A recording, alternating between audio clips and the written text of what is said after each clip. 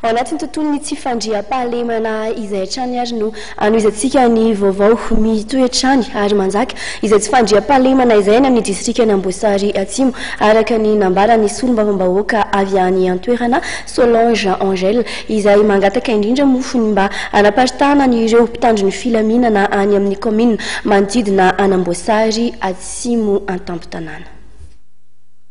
Marary ary miaina ao anatin'ny tsy fandriam-pahalemana avokoa ny commune enina amby folo anatin'ny distrikany Amboasary Atsimo araka ny taritra nataon'ny solombavambahoaka Solange Angèle. Voamaly ohatra dia nitrangana asan-dahalo ary nahafatesan'olona ray ary natratrarana ny tao amin'ny fokotany Berano Anja commune Tanandava. Nambarany fa tsy tokony ao Betsakoa ihany no mipetraka ireo mpitandro filaminana ireo fa tokony hijery ihany koa ny commune manodidina ny Amboasary Atsimo an-tampon-tanàna. Tsy tokony hoe dia ho concentré agny avaratra agny daholo le mpitandro filaminana fa mba tokony hijery ihany koa ny aty amin'ny 5 commune aty amin'ny renivohitrany distrikany Amboasary Atsimo satria rehefa lasa nanao opération agny amin'ny reo commune magnodidina ny Andrandambo ny mpitandro filaminana dia lasa nandositra avy any reo dahalo reo dia lasa lasibatra indray ny aty amin'ny renivohitrany district aty Amboasary Atsimo dia manao antsoavo aho zany an'ireo mpitandro filaminana ireo any mpitondra mahefa mba ho averina haingana aty amin'ny 5 commune ireo mpitandro filaminana reo ary tsindriko eto koa zany fa iregny le vaovao mandeha amin'ny télé hoe mampijaly le miaramila regny tadiavina vahoaka tokoa le miaramila fa indraindray ihany no misy mba solafaka satria raha malala fa tsika 5 taona nena tamin'ny crise dia mba misy ihany koa ny mba solafaka amin'ireo mpitandro filaminana reo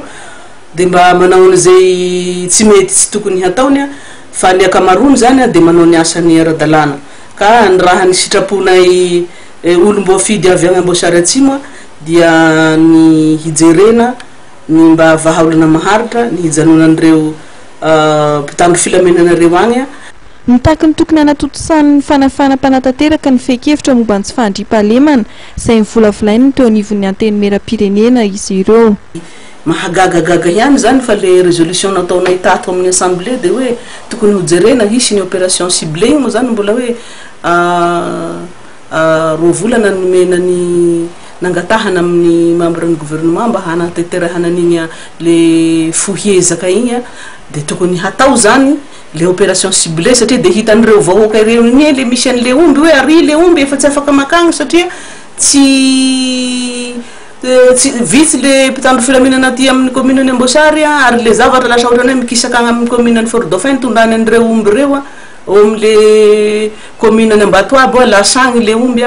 dia tsy hitan'ireo vahoaka reo ny atao dia lasa indray le dahalo magniraka aty amin'le tompon'omby hoe vidionareo indray omby io satria efa angamba tsisy mpandray intsony angamba le omby satria efa voafefy tsara zany ny limite ny Fort Dauphin sy Amboasary dia lasa tsy tafita ary Fort Dauphin le omby fa mihazohazo eo ampovoany eo dia lasa miverina indray le dahalo mitady mpividy aty Amboasary da indray le tompony ihany koa ny amin'ny taniny hoe vidinareo ve le ombinareo fa ho averinay aty aminareo izay zany le tena hoe tadiavana an'le tsy afaka misaraka mihitsy le vahoaka sy le mpitandro filaminana. Araka izany dia mitaky vahaolana maharitra momba ny tsy fandriam-pahalemana ny solombavambahoaka Solange Angèle.